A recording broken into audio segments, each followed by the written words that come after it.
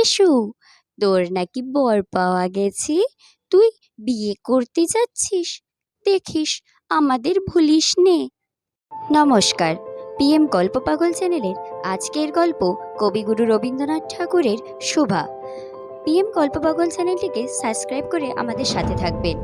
চলুন শুরু করা যাক আজকের গল্প শোভা। মেয়েটির নাম যখন সুবাসিনী রাখা হইয়াছিল, তখন কে জানিত সে বোবা হইবে। তাহার দুটো বড় বোনকে সুকোষিনী ও সুহাসিনী নাম দেওয়া হইয়াছিল। তাই মিলের অনুরোধে তাহার বাপ ছোট মেয়েটির নাম সুবাসিনী রাখে। এখন সকলে তাহাকে সংক্ষেপে শোভা বলে। দস্তুর মতো অনুসন্ধান ও অর্থব্যয়ে বড় দুটি মেয়ের বিবাহ হইয়া গেছে। এখন ছোটটি পিতামাতার নীরব হৃদয়ভারের মতো বিরাজ করিতেছে। যে কথা কয় না সে যে অনুভব করে, ইহা সকলের মনে হয়।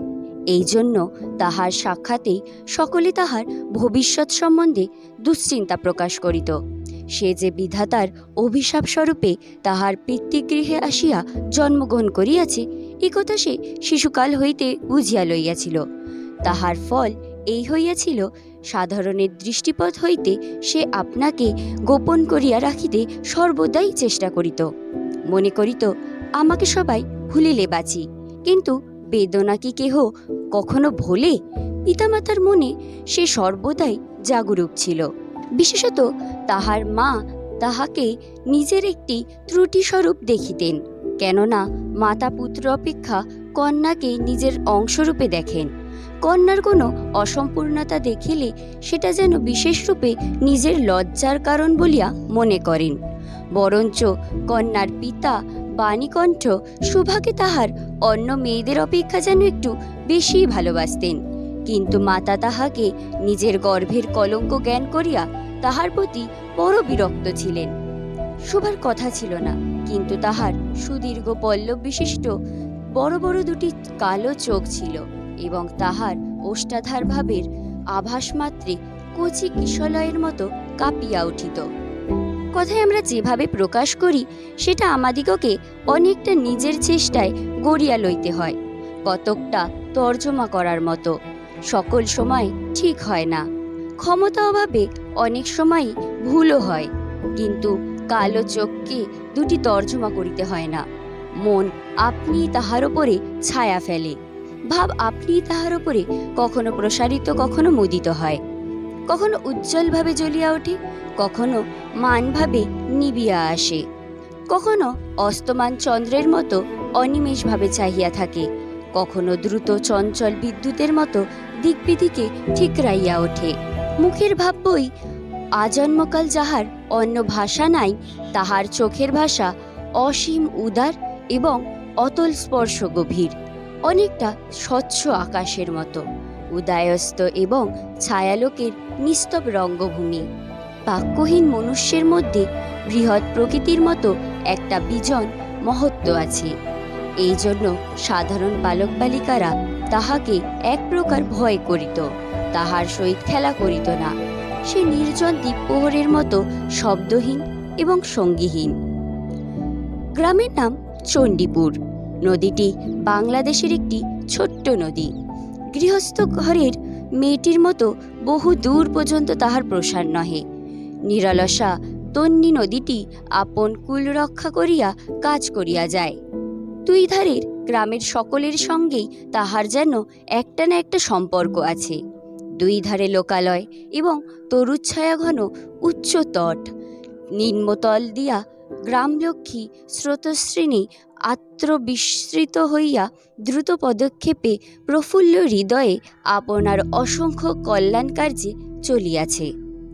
বাণীকণ্ঠের ঘর নদীর একেবারে উপরেই। তাহার বাখরির বেড়া, আটচালা, গোয়ালঘর, ঢেকিশালা, খড়ের স্তূপ, তেঁতুলতলা, আম কাঁঠাল এবং কলার বাগান নৌকাবাহী মাত্রেই দৃষ্টি আকর্ষণ করে। এই গারস্থ স্বচ্ছলতার মধ্যে বোবা মেয়েটি কাহারও চোখে পড়ে কিনা জানি না, কিন্তু কাজকর্মে যখন অবসর পায় তখন সেই নদী তীরে আসিয়া বসে। প্রকৃতি যেন তাহার ভাষার অভাব পূরণ করিয়া দেয়, যেন তাহার হইয়া কথা কয়। নদীর কলধ্বনি লোকের কোলাহল, মাঝির গান, পাখির ডাক, তরুর মর্মর সমস্ত মিশিয়া চারিদিকের চলাফেরা, আন্দোলন, কম্পনের সহিত এক হইয়া সমুদ্রের তরঙ্গ রাশির ন্যায় বালিকার চিরনিস্তব্ধ হৃদয় উপকূলের নিকটে আসিয়া ভাঙিয়া ভাঙিয়া পড়ে। প্রকৃতির এই বিবিধ শব্দ এবং বিচিত্র গতি ইহাও বোঝার ভাষা। বড় বড় চুপল বিশিষ্ট সুভার যে ভাষা, তাহারই একটি বিশ্বব্যাপী বিস্তার। ঝিলির রবপূর্ণ তৃণভূমি হইতে শব্দাতীত নক্ষত্রলোক পর্যন্ত কেবলই ইঙ্গিত, ভঙ্গি, সঙ্গীত, ক্রন্দন এবং দীর্ঘ নিঃশ্বাস। এবং মধ্যাহ্নে যখন মাঝি জেলেরা খেতে যাইত, গৃহস্থেরা ঘুমাইত, পাখিরা ডাকিত না, খেয়া নৌকা বন্ধ থাকিত, স্বজন জগৎ সমস্ত কাজকর্মের মাঝখানে সহসা থামিয়া গিয়া ভয়ানক বিজন মূর্তি ধারণ করিত, তখন রুদ্র মহাকাশের তলে কেবল একটি বোবা প্রকৃতি এবং একটি বোবা মেয়ে মুখামুখি চুপ করিয়া বসিয়া থাকিত, একজন সুবিস্তীর্ণ রৌদ্রে আর একজন ক্ষুদ্র তরুচ্ছায়ায়। সুভার যে গুটিকতক অন্তরঙ্গ বন্ধুর দল ছিল না তা নহে। গোয়ালের দুটি গাভী, তাহার নাম সর্বস্বী ও পাঙ্গুলি। সে নাম বালিকার মুখে তাহারা কখনো শুনে নাই, কিন্তু তাহার পদশব্দ তাহারা চিনিত। তাহার কথাহীন একটি করুণ সুর ছিল, তাহার মর্ম তাহার ভাষার অপেক্ষা সহজে বুঝিত। সুভা কখনো তাহাদের আদর করিতেছে, কখনো ভৎসনা করিতেছে, কখনো মিনতি করিতেছে, তাহারা মানুষের অপেক্ষা ভালো বুঝিতে পারিত। সুভা গোয়ালে ঢুকিয়া দুই বাছুর দ্বারা সর্বশরীর গ্রীবা বেষ্টন করিয়া তাহার কানের কাছে আপনার গণ্ডদেশ ঘর্ষণ করিত এবং পাঙ্গুলি স্নিগ্ধ দৃষ্টিতে তাহার প্রতি নিরীক্ষণ করিয়া তাহার গা চাটিত।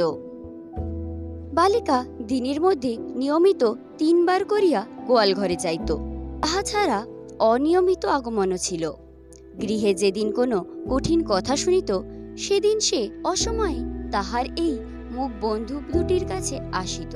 তাহার সহিষ্ণুতা পরিপূর্ণ বিষাদশান্ত্র দৃষ্টিপাত হইতে তাহারা কি একটা অন্ধ অনুমান শক্তির দ্বারা বালিকার মর্মবেদনা যেন বুঝিতে পারিত এবং সুভার গা ঘেঁষিয়া আসিয়া অল্পে অল্পে তাহার বাহুতে শিং ঘষিয়া ঘষিয়া তাহাকে নির্বাক ব্যাকুলতার সহিত সান্ত্বনা দিতে চেষ্টা করিত। ইহারা ছাড়া ছাগল এবং বিড়াল শাবকও ছিল, কিন্তু তাহাদের সহিত সুভার এইরূপ সম্মুখভাবে মৈত্রী ছিল না। তথাপি তাহারা যথেষ্ট আনুগত্য প্রকাশ করিত। বিড়াল শিশুটি দিনে এবং রাত্রে যখন তখন সুভার গরম কোলটি নিঃসংকোচে অধিকার করিয়া সুখ নিদ্রার আয়োজন করিত এবং সুভা তাহার গ্রীবা ও পৃষ্ঠে কোমল অঙ্গুলি বুলাইয়া দিলে যে তাহার নিদ্রাকর্ষণের বিশেষ সহায়তা হয়, ইঙ্গিতে এরূপ অভিপ্রায়ও প্রকাশ করিত। উন্নত শ্রেণীর জীবের মধ্যে সুভার আরও একটি সঙ্গী জুটিয়াছিল, কিন্তু তাহার সহিত বালিকার ঠিক কিরূপ সম্পর্ক ছিল তাহা নির্ণয় করা কঠিন, কারণ সে ভাষা বিশিষ্ট জীব, সুতরাং উভয়ের মধ্যে সমভাষা ছিল না। গোসাইদের ছোট ছেলেটি, তাহার নাম প্রতাপ। লোকটি নিতান্ত অকর্মণ্য। সে যে কাজকর্ম করিয়া সংসারের উন্নতি করিতে যত্ন করিবে, বহু চেষ্টার পর বাপমা সে আশা ত্যাগ করিয়াছে। অকর্মণ্য লোকের একটা সুবিধাই যে আত্মীয় লোকেরা তাহাদের ওপরে বিরক্ত হয় বটে, কিন্তু প্রায় তাহারা নিঃসম্পর্ক লোকেদের প্রিয় পাত্র হয়, কারণ কোনো কার্যে আবদ্ধ না থাকাতে তাহারা সরকারের সম্পত্তি হইয়া দাঁড়ায়। শহরের যেমন একটা গৃহ সম্পর্কহীন সরকারি বাগান থাকা আবশ্যক, তেমনি গ্রামে 2-4টি অকর্মণ্য সরকারি লোক থাকার বিশেষ প্রয়োজন। কাজে কর্মে আমোদে অবসরে যেখানে একটি লোক কম পড়ে, সেখানেই তাহাদিগকে হাতের কাছে পাওয়া যায়। প্রতাপের প্রধান শখ ছিল ছিপ ধরিয়া মাছ ধরা। ইহাতে অনেক সময় সহজে কাটানো যায়। অপরাহ্নে নদী তীরে ইহাকে প্রায় এই কাজে নিযুক্ত দেখা যাইত এবং এই উপলে সুভার সহিত তাহার প্রায় সাক্ষাৎ হইত। যে কোনো কাজেই নিযুক্ত থাক একটি সঙ্গী পাইলে প্রতাপ ভালো থাকে। মাছ ধরার সময় বাক্যহীন সঙ্গী সর্বাপেক্ষা শ্রেষ্ঠ। এই জন্য প্রতাপ শুভার মর্যাদা বুঝিত। এই জন্য সকলেই শুভাকে শুভা বলিত। প্রতাপ আরেকটু আদর সংযোগ করিয়া শুভাকে সু বলিয়া ডাকিত। শুভা তেঁতুলতলায় বসিয়া থাকিত এবং প্রতাপ অনতি দূরে ছিপ ফেলিয়া জলের দিকে চাহিয়া থাকিত। প্রতাপের একটি করিয়া পান বরাদ্দ ছিল। শুভা তাহা নিজে সাজিয়া আনিত এবং বোধ করি অনেকক্ষণ বসিয়া বসিয়া চাহিয়া চাহিয়া ইচ্ছা করিত প্রতাপের কোনো একটা বিশেষ সাহায্য করিতে, একটা কোনো কাজে লাগিতে, কোনো মতে জানাইয়া দিতে যে এই পৃথিবীতে সেও একজন কম প্রয়োজনীয় লোক নহে। কিন্তু কিছুই করিবার ছিল না। তখন সে মনে মনে বিধাতার কাছে অলৌকিক ক্ষমতা প্রার্থনা করিত। মন্ত্র বলে সহসা এমন একটা প্রকাণ্ড কাণ্ড ঘটাইতে ইচ্ছা করিত, যাহা দেখিয়া প্রতাপ আশ্চর্য হইয়া যাইত। বলিত, তাই তো, আমাদের শুভীর যে এত ক্ষমতা তাহা তো জানিতাম না। মনে করো শুভা যদি জলকুমারী হইত, আস্তে আস্তে জল হইতে উঠিয়া একটি সাপের মাথার মণি ঘাটে রাখিয়া যাইত। প্রতাপ তাহার তুচ্ছ মাছ ধরা রাখিয়া সেই মানিক লইয়া জলে ডুব মারিত এবং পাতালে গিয়া দেখিত রূপার অট্টালিকায় সোনার পালঙ্কে কে বসিয়া? আমাদের বাণীকণ্ঠের ঘরের সেই বোবা মেয়ে সু। আমাদের সু সেই মণিদীপ্ত গভীর নিস্তব্ধপুরীর একমাত্র রাজকন্যা। তাহা কি হইতে পারিত না? তাহা কি এতই অসম্ভব? আসলে কিছুই অসম্ভব নয়, কিন্তু তবুও সুপ্রজাশূন্য পাতালের রাজবংশে না জন্মাইয়া বাণীকণ্ঠের ঘরে আসিয়া জন্মাইছে এবং গোসাইদের ছেলে প্রতাপকে কিছুতেই আশ্চর্য করিতে পারিতেছে না। শুভার বয়স ক্রমশই বাড়িয়া উঠিতেছে। ক্রমে সে যেন আপনাকে আপনি অনুভব করিতে পারিতেছে, যেন কোনো এক পূর্ণিমা তিথিতে কোনো এক সমুদ্র হইতে একটি জোয়ারের স্রোত আসিয়া তাহার অন্তরাত্মাকে এক নতুন অনির্বচনীয় চেতনা শক্তিতে পরিপূর্ণ করিয়া তুলিতেছে। সে আপনাকে আপনি দেখিতেছে, ভাবিতেছে, প্রশ্ন করিতেছে এবং বুঝিতে পারিতেছে না।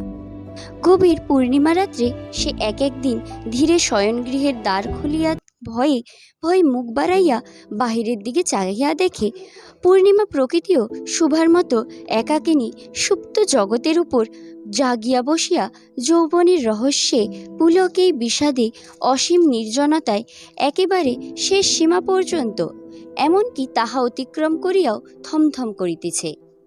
একটি কথা কহিতে পারিতেছে না। এই নিস্তব্ধ ব্যাকুল প্রকৃতির প্রান্তে একটি নিস্তব্ধ ব্যাকুল বালিকা দাঁড়াইয়া। এদিকে কন্যাভারগ্রস্ত পিতামাতা চিন্তিত হইয়া উঠিয়াছেন। লোকেও নিন্দা আরম্ভ করিতেছে, এমনকি এক ঘরে করিবে এমন জনরব শোনা যায়। বাণীকণ্ঠের সচ্ছল অবস্থা, দুই বেলায় মাছ ভাত খায়, এই জন্য তাহার শত্রুও ছিল। স্ত্রী পুরুষের বিস্তর পরামর্শ হইল কিছুদিনের মধ্যেই বাণী বিদেশে গেল। অবশেষে ফিরিয়া আসিয়া কহিল, চলো, কলকাতায় চলো। বিদেশ যাত্রার উদ্বেগ হইতে লাগিল। কুয়াশা ঢাকা প্রভাতের মতো শুভার সমস্ত হৃদয় অশ্রুবাষ্পে একেবারে ভরিয়া গেল। একটা অনির্দিষ্ট আশঙ্কাবশে সে কিছুদিন হইতে ক্রমাগত নির্বাক জন্তুর মতো তাহার বাপ মায়ের সঙ্গে সঙ্গে ফিরিত। ডাগর চক্ষু মেলিয়া তাহাদের মুখের দিকে চাহিয়া কি একটা বুঝিতে চেষ্টা করিত, কিন্তু তাহারা কিছুই বুঝাইয়া বলিতেন না। ইতিমধ্যে একটি অপরাহ্নে জলে ছিপ ফেলিয়া প্রতাপ হাসিয়া কহিল, কি রে সু, তোর নাকি বর পাওয়া গেছে? তুই বিয়ে করতে যাচ্ছিস? দেখিস আমাদের ভুলিস নে। বলিয়া আবার মাছের দিকে মনোসংযোগ করিল। মর্মবিদ্ধ হরিণী ব্যাধের দিকে যেমন করিয়া তাকায়, নীরবে বলিতে থাকে, আমি তোমার কি দোষ করেছিলাম? শুভা তেমনি করিয়া প্রতাপের দিকে চাহিল। সেদিন গাছের তলায় আর বসিল না। বাণীকণ্ঠ নিদ্রা হইতে উঠিয়া শয়নগৃহে তামাক খাইতেছিলেন। শুভা তাহার পায়ের কাছে বসিয়া তাহার মুখের দিকে চাহিয়া কাঁদিতে লাগিল। অবশেষে তাহাকে সান্ত্বনা দিতে গিয়া বাণীকণ্ঠে শুষ্ক কপলে অশ্রু গড়াইয়া পড়িল। কাল কলিকাতা যাইবার দিন স্থির হইয়াছে। শোভা গোয়াল ঘরে তাহার বাল্য সখীদের কাছে বিদায় লইতে গেল। তাহাদিগকে স্বহস্তে খাওয়াইয়া গলা ধরিয়া একবার দু চোখে যত পারে কথা ভরিয়া তাহাদের মুখের দিকে চাহিল।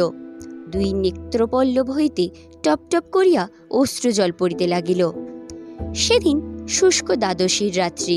শোভা শয়নগৃহ হইতে বাহির হইয়া তাহার সেই চিরপরিচিত নদীতটে শুষ্ক শয্যায় লুটিয়া পড়িল। যেন ধরিণীকে, এই প্রকাণ্ড মুখ মানবতাকে দুই বাহুতে ধরিয়া বলিতে চাহে, তুমি আমাকে যাইতে দিও না মা, আমার মতো দুই বাহু বাড়াইয়া তুমিও আমাকে ধরিয়া রাখো। কলকাতার এক বাসায় শোভার মা একদিন শোভাকে খুব করিয়া সাজাইয়া দিলেন। আটিয়া চুল বাঁধিয়া খোপায় জরির ফিতা দিয়া অলঙ্কারে আচ্ছন্ন করিয়া তাহার স্বাভাবিক শ্রী যথাসাধ্য বিলুপ্ত করিয়া দিলেন। শোভার দুই চক্ষু দিয়া অশ্রু পড়িতেছে, পাছে চোখ ফুলিয়া খারাপ দেখিতে হয়, এই জন্য তাহার মাতা তাহাকে বিস্তর ভর্ৎসনা করিলেন, কিন্তু অশ্রুজল ভর্ৎসনা মানিল না। বন্ধু সঙ্গে বর স্বয়ং কোণে দেখিতে আসিলেন। কন্যার মা বাপ চিন্তিত, শঙ্কিত, শশব ব্যস্ত হইয়া উঠিলেন, যেন দেবতা স্বয়ং নিজের বলির পশু বাছিয়া লইতে আসিয়াছেন। মা নৈপথ্য হইতে বিস্তর তর্জন গর্জন শাসন করিয়া বালিকার অশ্রুস্রোত দ্বিগুণ বাড়াইয়া পরীক্ষকের সম্মুখে পাঠাইলেন। পরীক্ষক অনেকক্ষণ নিরীক্ষণ করিয়া বলিলেন, মন্দ নহে। বিশেষত বালিকার ক্রন্দন দেখিয়া বুঝিলেন ইহার হৃদয় আছে, এবং হিসাব করিয়া দেখিলেন যে হৃদয় আজ বাপ মায়ের বিচ্ছেদ সম্ভাবনায় ব্যথিত হইয়া উঠিয়াছে, সেই হৃদয় আজ বাদে কাল আমারই ব্যবহারে লাগিতে পারিবে। শক্তির মুক্তার ন্যায় বালিকার অশ্রুজল কেবল বালিকার মূল্য বাড়াইয়া দিল, তাহার হইয়া আর কোনো কথা বলিল না। পঞ্জিকা মিলাইয়া খুব একটি শুভ লগ্নে বিবাহ হইয়া গেল। বোবা মেয়েকে পরের হস্তে সমর্পণ করিয়া বাপমা দেশে চলিয়া গেল। তাহার জাতি ও পরকাল রা হইল। বর পশ্চিমে কাজ করে, বিবাহের অনতিবিলম্বে স্ত্রীকে পশ্চিমে লইয়া গেল। সপ্তাহখানিকের মধ্যেই সকলেই বুঝিল নববধূ বোবা। তা কেহ বুঝিল না, সেটা তাহার দোষ নহে, সে কাহাকে প্রতারণা করে নাই। তাহার দুটি চক্ষু সকল কথাই বলিয়াছিল, কিন্তু কেহ তাহা বুঝিতে পারে নাই। সে চারিদিকে চায়, ভাষা পায় না। যাহারা বোবার ভাষা বুঝিত, সেই আজন্ম পরিচিত মুখগুলি দেখতে পায় না। বালিকার চিরনীরব হৃদয়ের মধ্যে একটা অসীম অব্যক্ত ক্রন্দন বাজিতে লাগিল। অন্তর্যামী ছাড়া আর কেহ তাহা শুনতে পাইল না। এবার তাহার স্বামী চক্ষু ও কর্ণেন্দ্রের দ্বারা পরীক্ষা করিয়া এক ভাষা বিশিষ্ট কন্যা বিবাহ করিয়া আনিল। সমাপ্ত হলো আজকের গল্প শোভা। গল্পটি যদি আপনাদের ভালো লেগে থাকে তাহলে লাইক, শেয়ার এবং কমেন্ট করতে ভুলিবেন না। আজকের জন্য এইটুখানি। আমাদের সাথে থাকার জন্য অসংখ্য ধন্যবাদ।